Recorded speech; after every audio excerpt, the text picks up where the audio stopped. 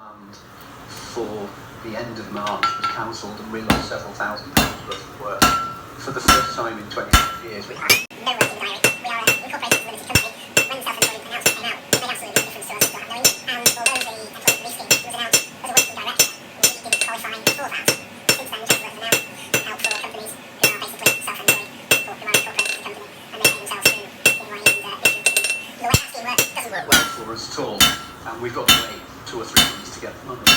We need the money now. If we don't go back to work in the next 4 weeks, 5 weeks, we'll run out of money. Simple as that.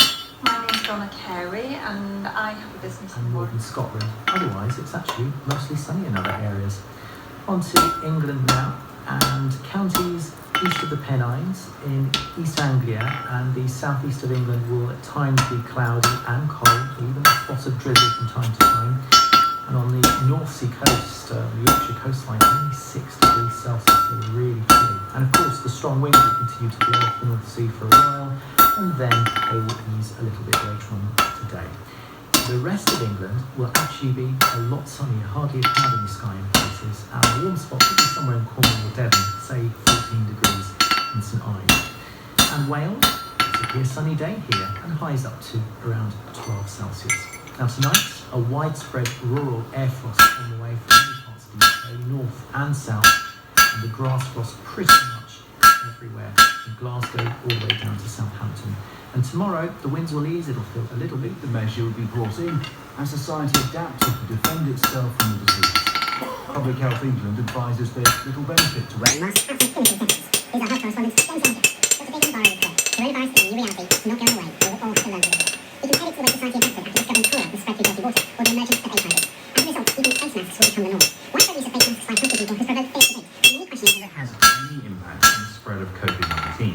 That's why you're not recommended to wear them in the UK. Dr. Barrow said there was a global shortage of face masks, so they should be prioritised for protecting healthcare workers. And those trusts for the surplus were being asked to share their supplies with their neighbours. The Health Secretary Matt Hancock said yesterday that 121,000 gowns had been delivered in the last couple of days. But he said ministers wouldn't rest until everyone got the PPE they needed. In one of Europe's worst affected countries, Spain, many people have been allowed back to work today in a partial easing of the lockdown. People in non-essential industries who can't work from home are now able to travel to their places of work. More than 17,000 people with the virus have died in Spain. From Madrid, Guy Hodgko reports.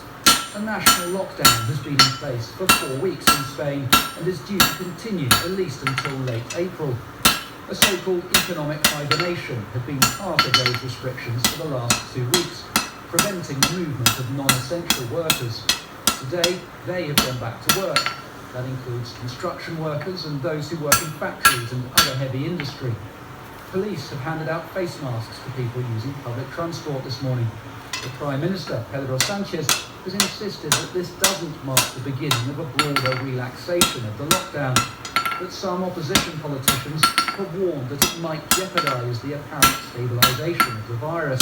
The increase in new infections recorded over the last 24 hours was 2%, the lowest since the crisis began. He said had stood by his bedside in intensive care for 48 hours and things could have gone underway. The Labour has Jennifer Museum, East End Museum. Amanda Turner, who told TVNZ that the family were exceptionally proud of her.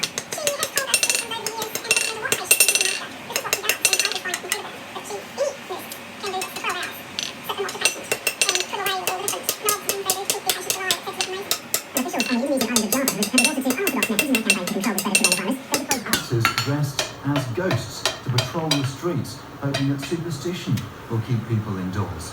The tactic hasn't been a complete success, while some people flee. Way that Dr. David Navarro talked about there, whether it's from washing hands to social distancing to persuading people. Self-isolate. How do you get them to do that? I think there's 2 things going on. One is there's a lot of new behaviours that people will need to adopt, and that things require different types of tips. In addition to that, it's living with uncertainty and carrying on for a long time, many months, if not years, into the future. And I think this is something new that people weren't expecting. I think people had thought this is going to be a few weeks or maybe months of difficulty. Then we'll be able to get a test and we'll know if-then rules. If I'm in this situation, then I do this behaviour. Whereas the not touching your face has to be an incompatible behaviour. People touch their face 20 plus times an hour without usually being aware of it. There's something like keeping your hands below shoulder level. It's a way shoulder level. So those are very simple. The most